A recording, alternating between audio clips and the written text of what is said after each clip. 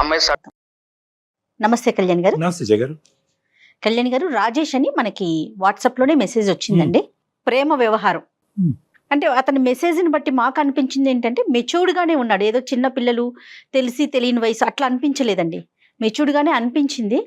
But అంటే చాలా మలుపులు తిరిగింది అనమాట. సో మీతో మాట్లాడాలి అనేసి పెట్టారు. సో ఏంటి మీరు వస్తారా, ఫోన్ లో మాట్లాడతారా? నేను కనిపించను మేడం, నాకు కొంత ఇబ్బందులు ఉన్నాయి, సో కాల్లో అయితే నేను మాట్లాడతానని అన్నారు. నెంబర్ కూడా మనకి పాస్ ఆన్ చేశారు. మరి మీరు ఓకే అంటే నేను కాల్ చేసేస్తాను. జయ గారు.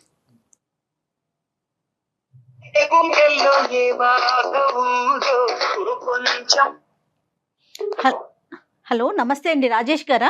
నేను జయానండి, అందమైన జీవితం ప్రోగ్రామ్ నుంచి కాల్ చేస్తున్నాను. మేడం చెప్పండి మేడం. థాంక్యూ మేడం, మీరు వెంటనే మెసేజ్ పెట్టిన వెంటనే మీరు రిప్లై ఇచ్చిందండి. Thank you madam. ఎస్ మీ మెసేజ్ అంతా చూసాక ఇమ్మీడియట్ గా మీతో మాట్లాడాలి. డాక్టర్ కళ్యాణ్ చక్రవర్తి గారి సలహా సూచన చాలా అర్జెంట్ గా మీకు అవసరం అనిపించిందండి. సో అందుకని ప్రయారిటీగా మీరు తీసుకున్నాము. ఫ్రీ ఉన్నారా, మాట్లాడతారా? పర్లేదండి, మాట్లాడచ్చు. రైట్. కళ్యాణ్ గారు ఉన్నారండి, మాట్లాడండి ఒక్కసారి. హలో రాజేష్. హాయ్ సార్, నమస్తే సార్. హాయ్ రాజేష్, చెప్పండి. చెప్పినాను, ఏంటి సమస్య ఏంటి? మాది వైజాగ్. నేను ఒక అమ్మాయిని లవ్ చేశాను సార్, శిరీష అని అమ్మాయి పేరు. చాలా రోజులు ఒక 3 years లవ్ చేసుకున్నాను సార్. ఇలాగా 3 years మేము చేసుకున్నాం, కానీ కొన్ని రోజుల తర్వాత అమ్మాయికి ఇంకా నాకు జాబ్ లేదు, కొన్ని రోజులకి అనేసి వెళ్ళిపోయింది సార్ నా దగ్గర నుంచి. అంటే చదువుకునేటప్పుడు లవ్ స్టోరీ అండి? ఎట్లా మీది? చదువు అయిపోయిందండి. మా బీటెక్ లో ఉన్నప్పుడు లవ్ చేసుకున్నాం. ఓకే. కొన్ని రోజుల తర్వాత ఇంకా నేను జాబ్ ట్రయల్స్ లోనే ఉన్నానండి. బీటెక్ అయిన వెంటనే ఇంకా అమ్మాయి లవ్ చేస్తుంది కదా, అమ్మాయి ఎలాగైనా పెళ్లి చేసుకోవాలని చెప్పి నేను జాబ్ ట్రయల్స్ లో ఉన్నా అండి. కాకపోతే నాకు నచ్చిన జాబ్ రాకపోవడంతో ఇంక నేను ట్రై చేస్తూనే ఉన్నాను. ఇంకా అమ్మాయి ఇంకా ఎలా వాళ్ళ ఇంట్లో ఫోర్స్ చేస్తున్నారు అని చెప్పి వేరే పెళ్లి చేసుకునేసిందండి శిరీష. అంటే కేవలం ఆ అమ్మాయికి ఉన్న కారణం ఏంటి? నీకు జాబ్ లేదు, వాళ్ళు మంచి సంబంధం తీసుకొచ్చారు అంతే. లైఫ్ సెక్యూరిటీ గురించి ఆ అమ్మాయి అటువైపు వెళ్ళింది. అవునండి, లైఫ్ సెక్యూరిటీ కోసం దానితో నేను ట్రై చేస్తుంటే కూడా నాకు నచ్చిన జాబ్ రావట్లేదండి. ఏదో చిన్న జాబులు చేయడానికి నాకు మంచి పర్సంటేజ్ తో నేను పాస్ అయ్యానండి. నాకు చిన్న జాబులు చేయడం ఇష్టం లేకుండా సరే వెయిట్ చేయి అని చెప్పానండి. కాదు, ఎవరి ఇంట్రెస్ట్ వాళ్ళది, కానీ ఇది ముందే మాట్లాడుకోలేదా మీరిద్దరు? అంటే ఇంత వ్యవధి ఉంది, వెయిట్ చేస్తానని చెప్పడంతోనే అమ్మాయి ఇంకా లవ్ స్టార్ట్ చేస్తామండి. మేము వెయిట్ చేసుకుని మనకి ఇష్టమైన జాబ్ చేస్తూ ఇంకా ఉందాం అనుకున్నాం, కానీ ఇంకా అమ్మాయికి ఇంట్లో ఫోర్స్ ఎక్కువ అవడంతో మ్యారేజ్ చేసుకున్నాను. రాజేష్ గారు మీకు చెప్పిందా తను, నాకు ఇట్లా మ్యాచ్ వచ్చింది, నేను చేసుకోబోతున్నాను, ఇంట్లో ప్రెషర్ ఉందనే విషయం చెప్పారా తను? చెప్పారు మేడం, చెప్పారు. రాజేష్, మీది వైజాగా? వైజాగ్ అండి. మీరిద్దరు బీటెక్ గీతమ్మా? అవునండి, అవును సార్. నువ్వు నా దగ్గరికి వచ్చావా? అవును సార్, మీ దగ్గర ఆల్రెడీ వచ్చాను. ఇంకా మీరు గుర్తుపట్టరు అని చెప్పేసి ఇంకా మీరు చెప్పలేదు సార్. అదే అంటే ఆ స్టోరీ లైన్ అదంతా కొద్దిగా it's rings a bell vague గాని. సరే రాజేష్, అంటే అదే కొన్ని రోజులు అమ్మాయి వెళ్ళిపోవడంతో ఇంకా నేను డిప్రెషన్ లోకి వెళ్ళిపోయాను సార్. ఇంకా మీ దగ్గరకు వచ్చి ఇంకా ఒక 2-3 years ని అలాగే బాధపడడంతో మా అమ్మ నాన్న మీ దగ్గరకు వచ్చారు సార్. ఆ రోజు మీకు గుర్తుంటుందో లేదో. ఇంకా అక్కడ మీరు ఇచ్చిన సూచనల ప్రకారం నేను ఏదో చూసుకొని మెల్లగా డ్రింక్స్ సిగరెట్లు అవన్నీ మానేసి ఏదో జాబ్ చేస్తాను. ఇప్పుడు మన ఇద్దరు గురించి కాదు ఇది, నాకు తెలిసి చాలా వరకు ఈ స్టోరీ గుర్తొచ్చింది నాకు. కానీ అసలు ఏం జరిగింది అన్నది కూడా మన ప్రేక్షకుల గురించి, జయ మేడం గురించి కూడా చెప్పాలి.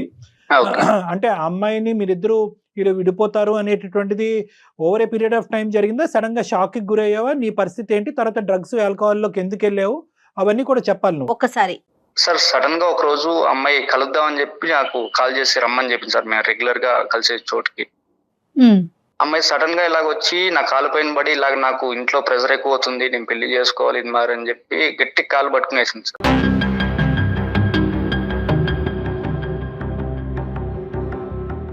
ఇంకా నాకు ఏం చేయాలి, ఏంటి నా పరిస్థితి ఏంటి అర్థం కావాలి. రోజు నార్మల్ గా మాట్లాడే అమ్మాయి ఈ రోజు ఏంటి ఇలా చేస్తుందని చెప్పి నాకు షాక్ లో ఉండిపోయాను.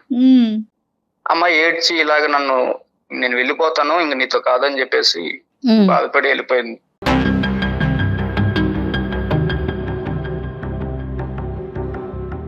రాజేష్, ఇదంతా జరిగి 4 years అయి ఉంటది కదా సుమారుగా? 4 years అయిపోయింది సార్. 4 years. అప్పుడు మీ పేరెంట్స్ నా దగ్గర తీసుకొచ్చారు కౌన్సిలింగ్ అని చెప్పి. అవును సార్. తర్వాత అప్పుడే నీ పరిస్థితి చాలా భయంకరంగా ఉంది. If I remember correctly, almost ఒక 20-25 days పాటు కంటిన్యూస్ గా మనం కౌన్సిలింగ్ చేసాము. అవును సార్. ఏంటంటే ఈ అమ్మాయి విషయం కౌన్సిలింగ్ చేశారా కళ్యాణ్ గారు? ఈ అబ్బాయి ఆల్మోస్ట్ సూసైడ్ వరకు వెళ్ళిపోయాడు మేడం. చనిపోవాలి అనేటటువంటి ప్రయత్నాలు చేశారు.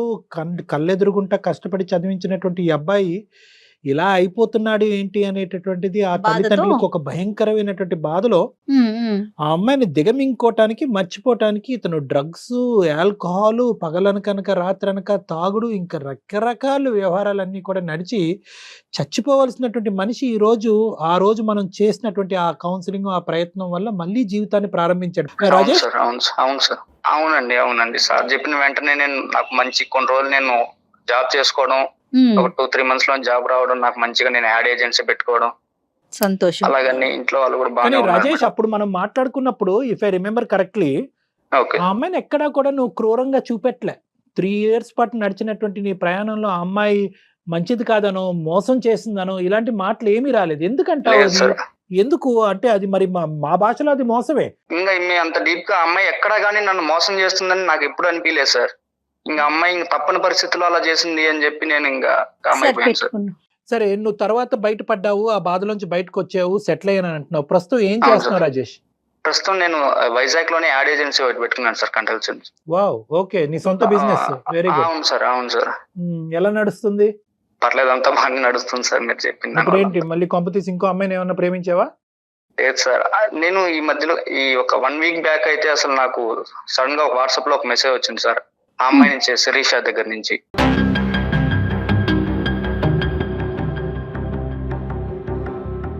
మళ్ళీ శిరీష దగ్గర నుంచా? అవును సార్. ఏది ఇప్పుడు 4 years తర్వాత, 3 years తర్వాత? 4 years తర్వాత సార్. నువ్వు పెళ్లి చేసుకోలేదు ఇంకా? లేదు సార్, ఇంకా లవ్ ఒకసారి బ్రేకప్ అయిన తర్వాత మళ్ళీ ఈ అమ్మాయి దగ్గర నేను ఇంకా కెరీర్ వైపు వెళ్ళిపోయాను సార్. మా ఇంట్లో వాళ్ళ దగ్గర ఇంకా బాధపడుతుంటే చూడలేక ఇంకా కెరీర్ వైపు వెళ్ళిపోయాను. బాగుందయ్యా, ఏం కాదులయ్యా ఇవన్నీ. ఇంకా నీ జీవితాన్ని ఇంకా అంటే నువ్వు కొంతవరకు బాగుపడ్డావు, కానీ ఇంకా పూర్తి స్థాయిలో ఆ అమ్మాయిని అయితే నీ మనసులో లేదు, ఇంకా పెళ్లి చేసుకోవాలని డిసైడ్ అవ్వలేదు. మరి మీ తల్లిదండ్రులు నీ మీద ప్రెషర్ పెడుతున్నారా చేసుకోమని? అది కూడా లేదా?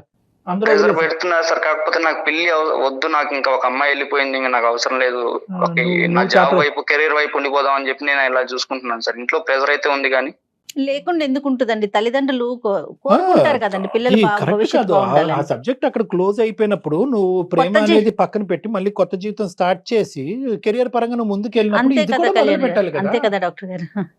చేస్తున్నాను, కాకపోతే అమ్మాయి నేను ప్రేమించింది మర్చిపోలేకపోతున్నాను సార్, అందుకని చెప్పేసి. కాదు, ఈ అమ్మాయి మళ్ళీ ఎందుకు మెసేజ్ పెట్టింది? ఇదేంటి మాకు ఏమంటది అసలు ఫైనల్ గా? అమ్మాయి నీ దగ్గరకు వచ్చేస్తానని చెప్తుంది మేడం.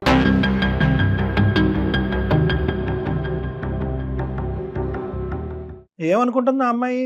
ఇప్పుడు మమ్మల్ని ఏం చేయమంటావు? నాకేమో అమ్మాయి వస్తే నాకు పెళ్లి చేసుకుందాం ఉంది సార్, కాకపోతే నాకు ఏంటి వాళ్ళ పరిస్థితి ఏంటి, నా పరిస్థితి, మా ఇంట్లో వాళ్ళు అయితే అసలు చచ్చిపోతావు, నువ్వు అమ్మాయిని అసలు ఇన్ని రోజులు అమ్మాయి దగ్గర నుంచి బయటపడ్డావు, ఇప్పుడు మళ్ళీ వెళ్తున్నావు అమ్మాయి దగ్గరికి అని చెప్పి, నువ్వు కానీ అమ్మాయితో మాట్లాడితేనే మేము సూసైడ్ చేసుకుంటాము, నువ్వు అసలు వెళ్ళొద్దు, ఎందుకు నువ్వు ఇన్ని రోజుల నుంచి గండం గట్టెక్కింది అనుకుంటే మళ్ళీ అమ్మాయి వచ్చిందా, ఎందుకు అమ్మాయి అసలు మాట్లాడొద్దు అని చెప్తున్నారు సార్. మీ పేరెంట్స్ వద్దంటున్నారు, నువ్వు నీ మనసు ఏం చెప్తోంది? నా మనసు అమ్మాయి వస్తే పర్వాలేదు, నేను ఎలాగో మేనేజ్ చేసుకుందాం, ఇంట్లో వాళ్ళతో మాట్లాడి నేను ఎలాగో సర్ది చెప్పుకుందాం అని చెప్పి నేను అనుకుంటున్నాను సార్. తనకి పిల్లలు ఉన్నారంటనా? ఒక అమ్మాయి ఉందండి. అమ్మాయి ఉంది, ఒక పాప. మరి కాదు, ఇప్పుడు పాప పుట్టింది అంటే ఏమంటది అమ్మాయి? అక్కడ విడాకులు తీసుకుని నీ దగ్గరకు వస్తానంటుందా, మనం పెళ్లి చేసుకుందాం అంటుందా, ఏమంటుంది? పెళ్లి చేసుకుందాం అని అంటుంది సార్. ఆ అమ్మాయి ఇంకా వాళ్ళ ఇంట్లో వాళ్ళు పెట్టే ప్రెజర్ కు నా వల్ల కావడం లేదు, నిన్ను వదిలేసి వచ్చిన దానికి ఇలా జరుగుతుంది. అన్ని ప్రతి అడుగు తప్పే. ఇది ఇప్పుడు వెనక ముందు చూసుకోకుండా ప్రేమించడం తప్పు, తల్లిదండ్రుల యొక్క ఆశయాలు ఆలోచించకుండా తప్పు, ప్రేమించుకోవటం తప్పు, వెనక ముందు చూసుకోకుండా అక్కడ ఏదో గొప్ప సంబంధం వచ్చింది, తల్లిదండ్రులు ఏదో అయిపోతారన్న ఉద్దేశంతో నిన్ను నడిబజార్లో వదిలేసి ఆమె పెళ్లి చేసుకోవటం తప్పు. ఈరోజు అక్కడ హింస భరించలేక మళ్ళీ నీ దగ్గరకు వచ్చి మళ్ళీ నువ్వే నాకు కావాలి అంటాం తప్పు. దానికి మించిన పెద్ద తప్పు ఏంటంటే, నువ్వు ఇంత కష్టపడి ఇందులోంచి బయటపడిన తర్వాత మళ్ళీ అదే బురదగుంటలోకి, సారీ ఇలా అంటున్నానని ఏం అనుకోవద్దు, మళ్ళీ అందులోకి దిగి మళ్ళీ ఇదే పరిస్థితి కొని తెచ్చుకోవటం అన్నిటికంటే పెద్ద తప్పు.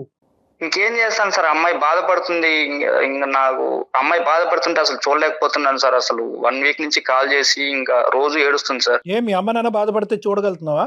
ఇంకా మా అమ్మ నాన్న ఎలాగో ఒకసారి మేనేజ్ చేసి ఏదో చేద్దామని నేను అనుకుంటున్నాను సార్. మేనేజ్ అమ్మాయిని చేయలేరా? ఎట్లా కొట్లా కాంప్రమైజ్ చేసి నీ కాపురం నువ్వు చేసుకోమ్మా, పెళ్లి అయిపోయింది కదా, అట్లా ఆ టైప్ లో ఏమన్నా ప్రాబ్లం ఏంటంటండి? చెప్తుందండి, నేను వెళ్ళిపోయాను, అప్పుడు నా తప్పు తెలుసుకున్నాను, ఇప్పుడు వస్తున్నాను, మళ్ళీ తిరిగి వస్తాను, నువ్వు యాక్సెప్ట్ చెయ్యి అని చెప్పి. నువ్వు ఏదో నువ్వో గొయ్యో చూసుకుని చచ్చిపోయి ఉంటే కనుక ఎవరి దగ్గరికి వెళ్ళి ఉండేది ఈ అమ్మాయి? ఈ రోజు నువ్వు చచ్చిపోయేవాడు అప్పుడు. అప్పుడు మీ 4 తల్లిదండ్రుల పరిస్థితి ఏంటి? 3 నుంచి 4 అటెంప్ట్లు చేసావు చచ్చిపోవటానికి నువ్వు.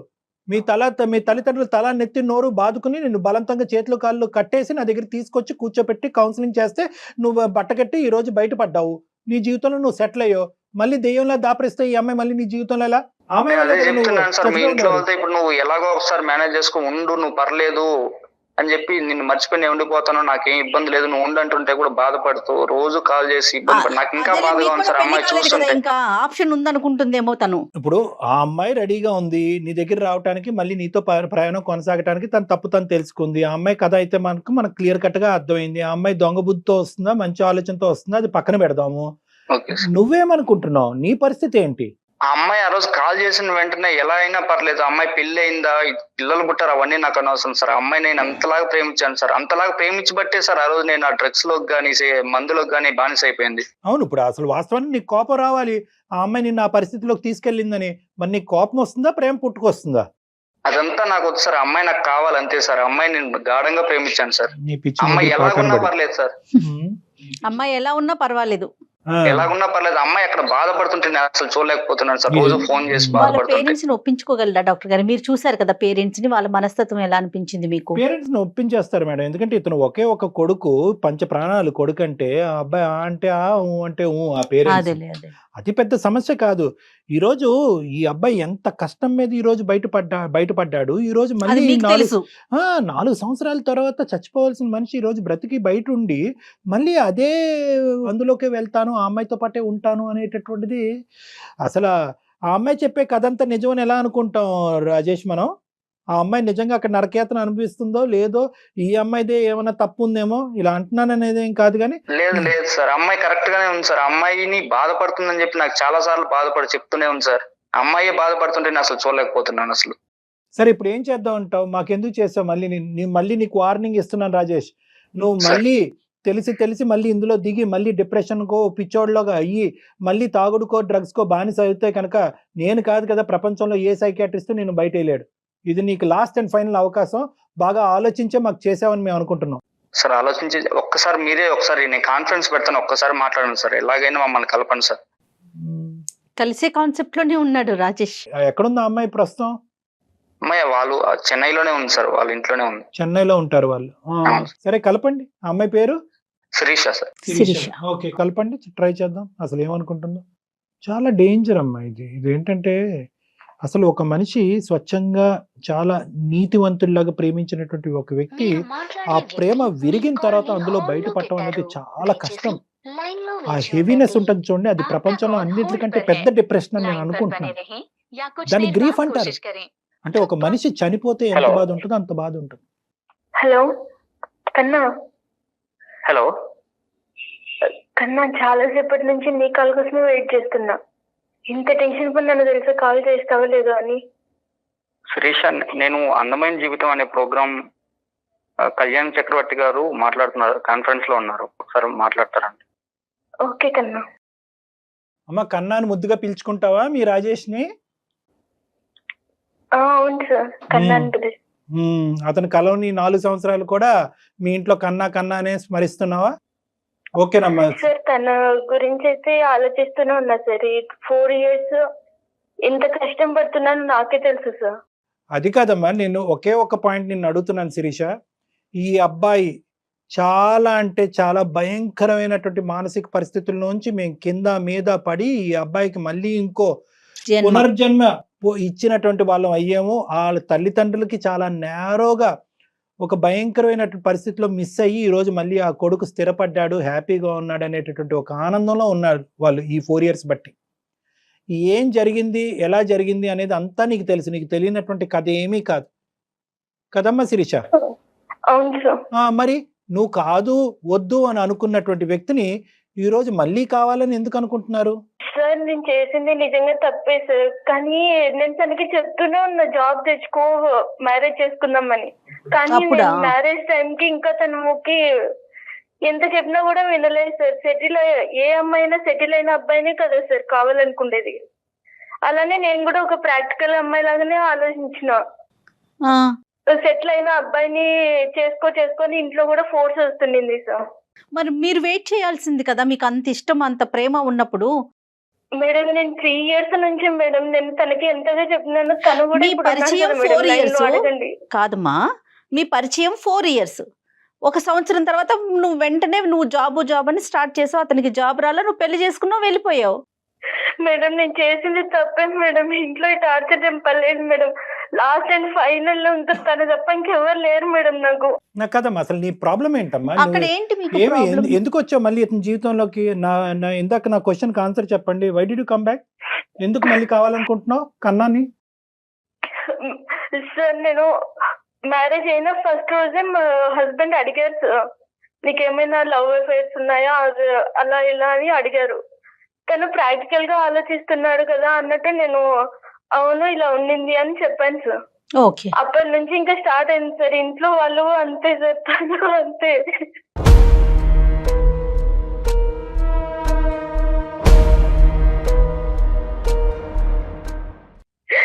తను ఇట్లా బాడీ మీద చేయాల్సిన ప్రతిసారి అంటూనే ఉన్నాడు, వాడు కూడా ఇలానే టచ్ చేసినాడు నిన్ను అని. ఎంత మానసికంగా మెంటల్ గా చాలా టార్చర్ చేశారు.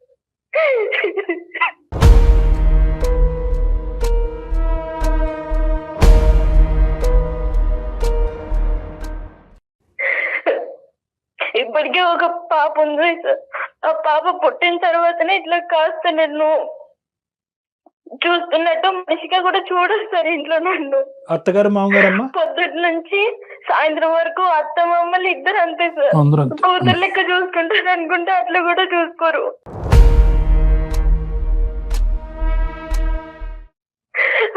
మళ్ళీ సాయంత్రం మా ఆయన రాగానే తనకు కూడా లేనిపోనేవన్నీ చెప్పి నన్ను ఇంకా తిట్టేయడం కొట్టడం ఇదంతా ఇప్పటికీ జరుగుతూనే ఉంది సార్.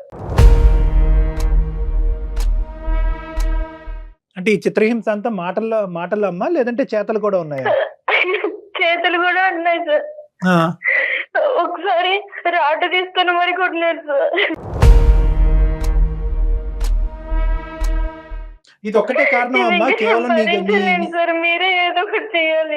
అది కదమ్మా, ఇప్పుడు ఎందుకు ఈ నిర్ణయం తీసుకున్నావు? అంటే నీ కన్నా అనే వ్యక్తి ఇంకా పెళ్లి కాకుండా ఉన్నాడు అనేది నీకు తెలుసా? కన్నా లేదంటే రాజేష్ అనేటటువంటి వ్యక్తి ఒక భయంకరమైన పరిస్థితుల్లోంచి వెళ్ళి ఇలాగా బ్రతికి బట్టగట్టి మళ్ళీ తన జీవితంలో తనని కాపాడుకుని బతుకుతున్నాడు అనే ఆలోచన తెలుసా నీకు? నువ్వు వెళ్ళిపోయిన తర్వాత అతని జీవితం ఎలా వెళ్ళింది అనేది నీకు తెలుసా? లేదు సార్, నాతో ఎవరిని కాంటాక్ట్ లో అయితే పెట్టలేదు సార్ మా హస్బెండ్. తన నెంబర్ ఎప్పుడో ఉండేదో అదే అన్బ్లాక్ చేసి నేను ఇప్పుడు మెసేజ్ చేశాను. సార్ నా లైఫ్ మీద నాకు ఆశ లేదు సార్. ఇంకా ఒకే ఒకటి నాకున్న దారంటూ రాజేష్ నా కన్నా మాత్రమే సార్. తను కూడా ఇంకా వద్దంటే నాకు ఇంకా సూసైడ్ తప్ప ఇంకో దారి లేదు సార్. నాకు నేను చచ్చిపోతా.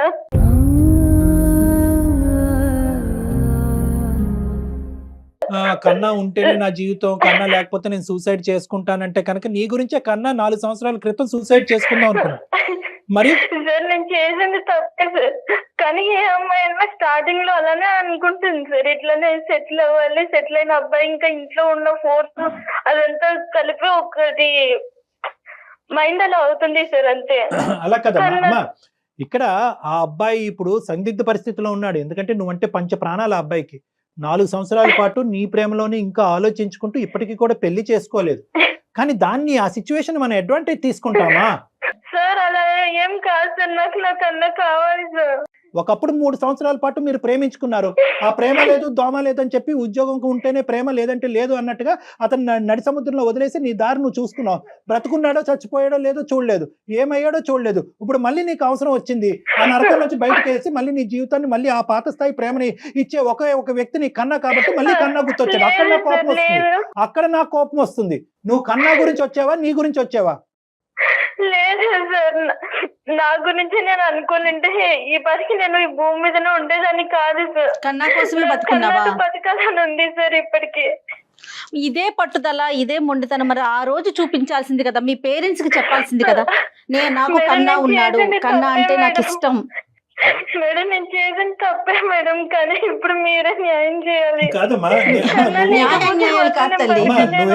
ప్రాక్టికల్ గా మాట్లాడానని అంటున్నాం కానీ ఇవన్నీ అవకాశవాదాలు అంటావు. ఎటొచ్చి ఏంటంటే నువ్వు ఏడుస్తున్నావు కాబట్టి నీవే జాలిపడి మేము మాట్లాడుతున్నాం కానీ నువ్వు అవకాశవాది. శిరీష ఏం బాధపడకు శిరీష, నువ్వేం బాధపడకు. నువ్వు ఆ రోజు కానీ ఇలా ఉంటే నేను ఎప్పుడే చేసుకుంటా, ఇప్పుడు కూడా ఏం పర్వాలేదు. సార్ నేను ఎలాగైనా మా ఇంట్లో ఒప్పించి చేసుకుంటాను సార్. అమ్మాయి అలా బాధపడుతుంటే అసలు నేను చూడలేకపోతున్నా సార్. నాదే తప్పు, నిన్నప్పుడు వదిలిపెట్టి పోను. 4 years శిరీష ఏం బాధపడదు శిరీష, ఏం బాధ సార్. నేను ఎలాగైనా మా ఇంట్లో వాళ్ళతో ఒప్పించి నేను ఎలాగో చేసుకుంటాను సార్. అమ్మాయి అక్కడ అలా బాధపడుతుంటే నేను చూడలేకపోతున్నా సార్.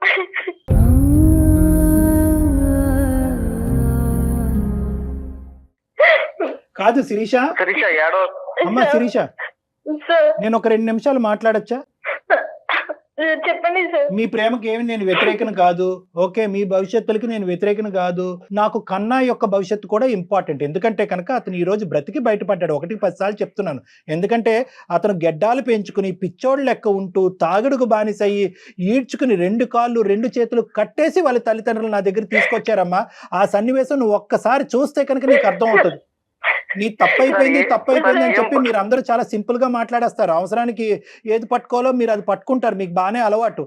నేను ఈ రోజు లేదు, అప్పుడు ఫ్యామిలీ గురించి నేను తనని దూరం పెట్టాల్సి వచ్చింది, కానీ తనంటే ఇష్టం లేక కాదు సార్. అమ్మ, ప్రేమించినప్పుడు ఎవరో ఒకరిని దూరం పెట్టాలి. ప్రేమ అనేటటువంటిది వచ్చినప్పుడు పోరాటం తప్పదు, త్యాగాలు తప్పదు. సార్ నేను తనకి చెప్తూనే ఉన్నాను సార్, అడుక్కు తిని పోషిస్తాడమ్మా నిన్ను. నీకేంటమ్మా ప్రాబ్లము? నువ్వు ప్రేమను కాపాడుకో. చేసింది తప్పే ఒప్పుకుంటున్నాను సార్, కానీ నాకు తను కావాలి సార్. అమ్మ, తప్పు 2 తప్పులు అవ్వకూడదని చెప్పి నేను ఈ రోజు ఈ విధంగా మాట్లాడుతున్నాను. మీ ప్రేమకు వ్యతిరేకం కాదు, తప్పు 2 తప్పులు అవ్వకూడదు. ఇక్కడ మీ ఆయన కుటుంబం ఉంది, మీ అత్తారిల్లు ఉంది, మీ అమ్మ నాన్న ఉంది, పాప ఉంది, అటువైపు వాడమ్మ నాన్న ఉన్నారు. ఇప్పుడు ఒప్పుకుంటారా? ఎంతమందిని ఒప్పిస్తారు? సార్ ఏం పర్లేదు సార్, నేను ఇంకొకసారి కావాలంటే అక్కడ వెళ్ళడానికి నేను సిద్ధంగానే ఉన్నాను. కానీ శిరీష అది మరి చూస్తుంటే దేనికన్నా రెడీ అయ్యి, శిరీషకి 10 మంది పిల్లలున్నా రెడీ అయ్యి, ఏదన్నా రెడీ అయ్యి. వాళ్ళందరూ వచ్చి నిన్ను నరికి నీకు ఉప్పు కారం రాస్తారు వాళ్ళందరూ కలిపి. అర్థం అవుతుందా? నువ్వేమనుకుంటున్నావు? నీ తల్లిదండ్రులు పడిన బాధ డాక్టర్ గారికి తెలుసమ్మా. నీ కండిషన్ లో నీకేం తెలుసు? నువ్వు కాసేపు ఆగు బాబు కన్నా, నువ్వు ఒక 2 నిమిషాలు ఆగు. నీకు బ్రెయిన్ వర్కౌట్ అవ్వట్లేదు. నువ్వు అప్పుడు చేసిన తప్పే మళ్ళీ ఆ చిత్రహింసల నుంచి బయటెట్టడానికి మాకు ఒక మార్గం ఉంది, మాకు ఒక అనుభవం ఉంది, మాకు ఒక ఆలోచన ఉంది. నీ ప్రేమ గొప్పదే, ఆ ప్రేమ అప్పుడే తెగిపోయింది, అప్పుడే అన్యాయానికి గురైంది. దాన్ని ఎందుకు మళ్ళీ ఇప్పుడు రివైవ్ చేసి మళ్ళీ దానికి ప్రాణం పోస్తారు? Sir please sir, 4 years marriage అయినా కూడా కన్నాను తెలుసుకుని రోజు అంటే లేదు సార్ నా లైఫ్ లో. ఎక్కడున్నావమ్మా? ఆలోచించుకుంటూ కూర్చున్నావు అంతే. నువ్వు ఆలోచించుకుంటూ కూర్చున్నావు. నువ్వు కంఫర్ట్ జోన్ లో లేకపోతే నీకు రాజేష్ గుర్తొస్తాడా? లేదు, ఆ పిచ్చోడేమో నాకు అయినా పర్వాలేదు అంటాడు. ఆ పిచ్చోడు నిజంగా అనకూడదేమో ఈ మాట. గానీ లేదు, నిజంగా ఇది ఒక నిజంగా పిచ్చితనమే మేడం. ఇది రాజేష్ విషయంలో పిచ్చితనం. అమ్మ, ఒకటి మెచ్యూరిటీ పర్లేదు మేడం, నాకు అమ్మాయి ఇలా బాధపడుతుంటే చూడలేకపోతున్నాను. బాధపడితే చూడలేవు. ఆ అమ్మాయికి 10 మంది పిల్లలు ఉన్నా ఓకే, వాళ్ళ ఆయన వచ్చి నిన్ను తన్నా కూడా నీకు ఓకే. నీ కన్న తల్లిదండ్రుల గురించి మాత్రం ఆలోచించావు. వాళ్ళు ఏమైపోతారన్న ఆలోచన లేదు, ఏమీ లేదు. నువ్వు ఒక 2 నిమిషాలు ఆగు అమ్మా. నువ్వు ఏడవకుండా 1 నిమిషం వెయిట్ చేయమ్మా. నువ్వు ఏడవకుండా ఒక్క నిమిషం వెయిట్ చేయి. మీరు పెళ్లి కాకముందు మీరు ఎంతన్నా పోరాటం చేయండి. పెళ్లి అయ్యి ఒక ఇంటికి ఇల్లాలు అయిన తర్వాత, అక్కడ ఒక బిడ్డను కన్నా తర్వాత ఆ కుటుంబాన్ని ఎలా రెక్టిఫై చేద్దాం, ఆ మ్యారేజ్ ఇష్యూని ఎలా రెక్టిఫై చేద్దాం అని చూద్దాం. తన లైఫ్ స్పాయిల్ చేయడానికి నేనేం తన శత్రువుని కాదు కదా సార్. తన ప్రాణం కన్నా ఎక్కువ ఇష్టమని అమ్మాయిని సార్.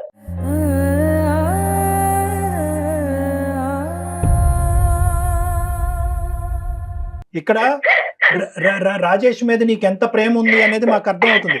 ఫస్ట్ నీ మ్యారేజ్ లో ఉండేటటువంటి, నీ కుటుంబ సభ్యులతో ఉండేటటువంటి ఇష్యూని ఫస్ట్ మనం రిజాల్వ్ చేద్దాం. నా హస్బెండ్ నా దగ్గరకు వచ్చినా కూడా నాకు రాజేషే కావాలి సార్. మనం పెద్దల్ని ఇన్వాల్వ్ చేయాలి ఇక్కడ. నాకు కావాలి అంటే కనుక నేను 1కి 100 సార్లు వార్నింగ్ చేస్తున్నాను మీకు.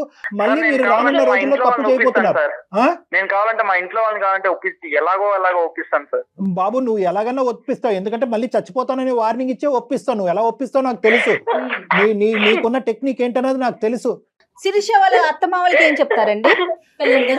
అమ్మా శిరీష, ఇప్పుడు నువ్వు మీ పేరెంట్స్ కి ఏమని చెప్దాం అనుకుంటున్నావు? మీ అత్తమామలకి ఏమని చెప్దాం అనుకుంటున్నావు? నువ్వు కన్నటువంటి బిడ్డ రేపొద్దున తండ్రి ఎవరు అని అడిగితే కనుక ఆ అమ్మాయికి ఏమని చెప్దాం అనుకుంటున్నావు? సార్ మా అమ్మ వాళ్ళని నేను ఖచ్చితంగా క్వశ్చన్ చేస్తాను సార్. వాళ్ళని నేను హ్యాపీగా ఉంటానని చెప్పి ఈ పెళ్లి చేశారు, కానీ నేను నరకం తప్ప ఇంకోటి చూడలేదు సార్ ఈ లైఫ్ లో. ఒకప్పుడు నువ్వు విడాకులు ఇవ్వడానికి రెడీగా ఉన్నావు అని అంటే కనుక మీ హస్బెండ్ హ్యాపీగా విడాకులు ఇస్తాడా? సార్ నాకు ఇష్టం లేకుండా తను మాత్రం ఏం చేయగలదు సార్. సో నీకు ఇష్టం నేను లేనట్టే ఇష్టపడి కాపురం చేస్తేనే కదా సార్ నాతో లైఫ్ ఉంటది.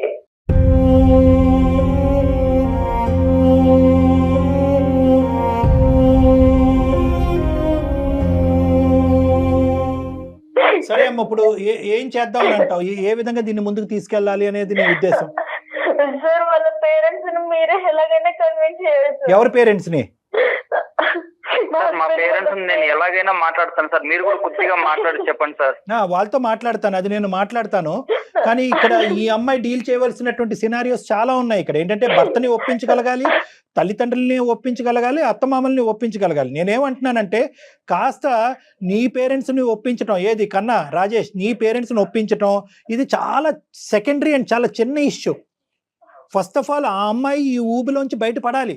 నాకు ఈ పెళ్ళి వద్దు, ఈ పెళ్ళి నాకు ఇబ్బందికరంగా ఉంది, ఇది కష్టంగా అనిపిస్తుంది అని చెప్పి ఫస్ట్ ఆ అమ్మాయి అక్కడి నుంచి బయటపడటానికి ప్రయత్నం చేస్తే నెక్స్ట్ మీ పేరెంట్స్ని ఒప్పించడం, మీ పెళ్లి జరగటం అనేది సెకండరీ ఇష్యూ. అది జరగకుండా ఇక్కడ ముందే మనం ఇక్కడ ప్రయత్నాలు చేయటం అనేది అది విఫలయత్నం. సో నేనేమంటున్నానంటే ఫస్ట్ అమ్మ నువ్వు ఇమోషన్స్ తీసి పక్కన పెట్టు. ఆ నరకంలో నేను అరగంట కూడా ఉండలేను నువ్వు అంటున్నావు. నీ బిడ్డను తీసుకుని నువ్వు ఎలా బయటకు రావాలి అని అనుకుంటున్నావు లీగల్గా, పెద్దల సమక్షంలో, పెద్దల ఒప్పందంతో, కుటుంబ సభ్యుల యొక్క సపోర్ట్తో నువ్వు ఎలా బయటపడాలనుకుంటున్నావు ఫస్ట్ అందులోంచి బయటపడు. అప్పుడు మనం రాజేష్ పేరెంట్స్తో కూర్చుని ఈ అమ్మాయి ఇన్ని అడుగులు అప్పుడు చేసినటువంటి తప్పు తను తెలుసుకుంది, తన భవిష్యత్తు మళ్ళీ నిలబెట్టుకోవాలి, కన్నా జీవితాన్ని కూడా నిలబెట్టుకోవాలని చెప్పి మళ్ళీ ఇంకొక ప్రయాణం కొనసాగించాలని అనుకుంటుంది. ఆ అమ్మాయి ప్రయత్నం మీద నాకు నమ్మకం వచ్చిందనే ఆధారం చూపెట్టడానికి నాకు ఉంటుంది. దాన్ని బట్టి నేను వాళ్ళ పేరెంట్స్తో మాట్లాడి వాళ్ళని కన్విన్స్ చేసి మీరిద్దరు ముందుకెళ్లే విధంగా నేను ప్రయత్నం చేస్తాను. కానీ దానికంటే స్టెప్ 1 నువ్వు తీసుకోవాలి, చాలా ఇంపార్టెంట్. ఓకే రాజేష్, ఫైనల్ గా నీకు చెప్పేది ఏంటంటే కోర్టుకు సంబంధించినటువంటి వ్యవహారం కాబట్టి నువ్వు ఓర్పుగా ఉండాలి. తొందరపాటు పనులు మళ్ళీ ఏమి చేయకూడదు, నెంబర్ 1. నెంబర్ 2, అంతా కలిసి వచ్చి మీరిద్దరు రేపొద్దున లీగల్గా, ఎథికల్గా, మోరల్గా, కుటుంబ సమేతంగా మీరు ఏకం అవుతే కనుక ఆ బిడ్డ కూడా నీ బిడ్డే అన్నట్టుగా చాలా ఓర్పుతో సహనంతో ఉండాలి. అర్థమైందా? అది కూడా చాలా ఇంపార్టెంట్. సో ఒకళ్ళని కాదు ఇద్దరిని ప్రేమించాలి నువ్వు. చాలా థ్యాంక్ యూ సార్. సరే మీరు రండి ఒకసారి మనం మాట్లాడదాం, నేను చెప్తాను. Okay right, okay thank you. Good luck అమ్మా, bye both of you, all the best. Thank you sir. ముందు ఈ అమ్మాయితో మాట్లాడాల్సిన అవసరం ఉంది కళ్యాణ్ గారు. ఎందుకంటే ఈ అమ్మాయి ఇమోషన్ తో నిర్ణయం తీసుకుందా, ఏం తీసుకుంది? ఈ అమ్మాయికి ఎప్పుడు ఇమోషన్ ఎక్కువైపోతే అప్పుడు నిర్ణయాలు తీసుకునే విధంగా నాకు అనిపిస్తుంది. ఆ గాలి ఎటు వీస్తే అటు వెళ్తుంది. నిజంగా మనం అనుకున్నట్టే నిజంగా ఆ అమ్మాయి భయంకరమైన నరకం, విడాకులు ఇచ్చేటటువంటి మార్గం సులభదాయకం అయింది అనుకోండి, పెద్దలు ఒప్పుకున్నారు అనుకోండి, అప్పుడు మనం ఇంకోటి ఏదన్నా ఆలోచించవచ్చు. అప్పటి వరకు మాట్లాడటానికి కూడా లేదు మేడం. రైట్ కళ్యాణ్ గారు, నమస్తే.